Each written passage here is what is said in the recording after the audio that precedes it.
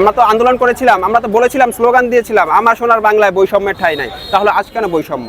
আপনারা জানেন যে প্রাইভেট ইউনিভার্সিটি আন্দোলনে অবদান আমরা কখনোই ভুলতে পারবো না। তাদের প্রাণের বিনিময়ে আমরা আজ স্বাধীন হয়ে কথা বলতে পারতেছি।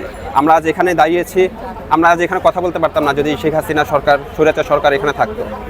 আমরা দেখি যে প্রাইভেট ইউনিভার্সিটি থেকে আজ কোনো উপদেষ্টা নাই। 105 দিন হয়ে গিয়েছে বা 105 দিনের বেশি হয়েছে, অনেক উপদেষ্টা নিয়োগ হয়েছে, বাড়ছে সংখ্যা, কমছে না। কিন্তু আমাদের প্রাইভেট থেকে কোনো শিক্ষক, কোনো ছাত্র আজ নেই। কেন? প্রাইভেট ইউনিভার্সিটির ছাত্ররা কি মেধাবী না? প্রাইভেট ইউনিভার্সিটির শিক্ষার্থীরা কি মেধাবী না? আমরা তো মেধার জন্য আন্দোলন করেছিলাম, মেধার জন্য রাজপথে নেমেছিলাম। তাহলে তাদের জায়গাটা কোথায় আজ? তারা কেন আজ অবহেলা শিকার, বৈষম্যের শিকার? আমরা তো আন্দোলন করেছিলাম, আমরা তো বলেছিলাম, স্লোগান দিয়েছিলাম, আমার সোনার বাংলায় বৈষম্যের ঠাঁই নাই। তাহলে আজ কেন বৈষম্য? আমাদের জানতে ইচ্ছে করে খুব।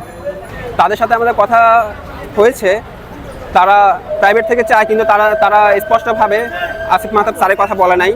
ওটা আজ স্পষ্ট করার জন্য আমরা এখানে এসেছি এবং আমরা আমাদের দাবিতে আসিফ মাহতাব স্যারকে আমরা উপদেষ্টা হিসাবে।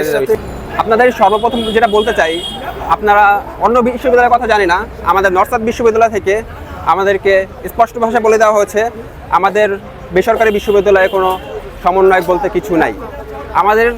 আমাদের শিক্ষক এবং প্রক্টর অফিস থেকে ডিক্লেয়ার করে দেওয়া হয়েছে আমাদের এই আন্দোলনে যারা অবদান রেখেছে তারা সবাই সাধারণ শিক্ষার্থী। এখানে স্পেশাল কিছু নাই। এখানে স্পেশাল বলে, সমন্বয়ক বলে আমি একজনকে দাবি করব, সে ভবিষ্যতে এটা দাবি খাটিয়ে ভার্সিটিতে কোনো করতে পারে। তো আমাদের ভার্সিটিতে বলে দেওয়া হয়েছে যে এখানে কোনো বৈষম্য হবে না, এখানে কোনো সমন্বয়ক ট্যাগ হবে না, এখানে আমাদের সবাই শিক্ষার্থী, সবাই সমান অধিকার পাবে।